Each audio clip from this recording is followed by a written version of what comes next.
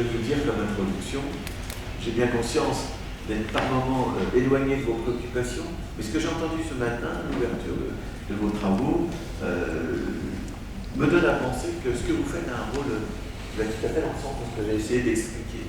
Il faut penser autrement. Je ne vous dis pas, embrigadez-vous, pensez global, levez le drapeau du sujet, c'est pas ça que je vous dis. Je voudrais simplement vous dire qu'il me semble que ce que vous incarnez comme type de problème, comme façon d'aborder le monde, à travers ces enjeux logistiques en particulier, eh bien, tout ceci me semble imposer la réflexion sur comment on réfléchit et accepter l'idée qu'on peut rentrer dans des modes de pensée qui se renouvellent. Voilà ce que je voulais vous dire, chère Valérie. Merci.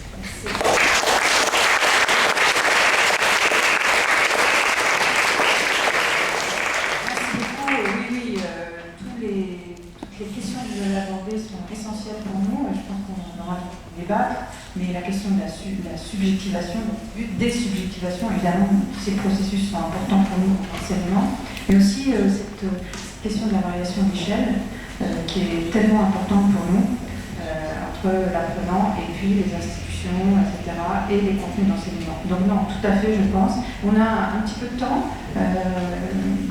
Michel Bianca veut bien répondre, vous avez un peu de temps. On se prend un quart d'heure. Voilà, pour quelques questions. Sans doute. Geneviève Larat, vous vous présentez, s'il vous plaît.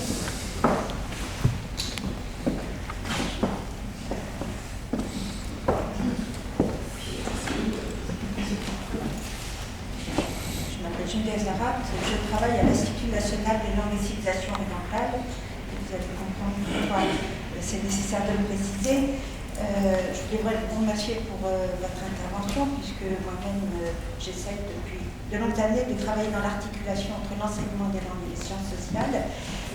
Donc votre contribution n'est pas du tout aussi éloignée que vous me pensez. Et je vous suis tout à fait sur la nécessité d'avoir donné une vision nationale de la recherche et donc aussi d'avoir donné tout ce qui a été l'éclat de la diffusion de la French Theory aux États-Unis, comme lieu de consécration. Donc, pas de nostalgie, il faut aller de l'avant et penser autrement.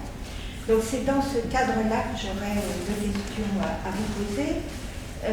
L'une basée sur un petit échange informel, mais au fond bien intéressant pour les doctorants ou les chercheurs que vous avez cité avec Alain Touraine, qui disait si j'avais su, je n'aurais pas parlé d'acteurs, mais de sujets. Enfin, je reformule sans doute de façon un peu grossière votre échange, mais je vous demanderais de clarifier un peu les deux notions. Vous êtes appuyé fortement sur la première, or, y compris dans le petit texte de ce colloque, c'est la notion d'acteur social qui a été utilisée. Donc, que faites-vous de cette subjectivité distanciée qui peut caractériser justement l'acteur? Et l'acteur social ne me semble pas être une notion dépourvue d'intérêt dans le contexte que vous venez de présenter. Ça, c'est ma première question. Et ma deuxième, donc, elle est en relation avec vous avez cité le cosmopolitisme de la recherche et l'usage de la langue française dans la diffusion des concepts en sciences sociales. Nous sommes tous ici, je pense, dans cet amphithéâtre, nos carrières sont gagées sur l'usage de la langue française.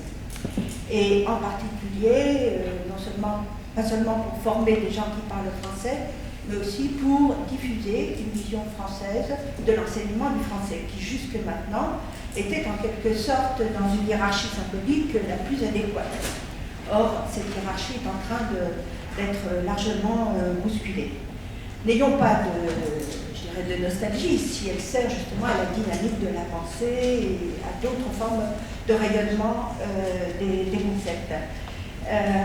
Donc, j'en reviens à cette injonction anglophone qui nous est faite dans l'évaluation de carrière et qui met en quelque sorte entre parenthèses toute l'histoire des sciences sociales et comme l'a dit Pierre Bourdieu, des concepts circulent souvent sans leur contexte, sont certes réappropriés, relus par d'autres, ça fait partie de la diffusion, mais je dirais c'est quand même intéressant de garder aussi l'origine des concepts dans le débat scientifique.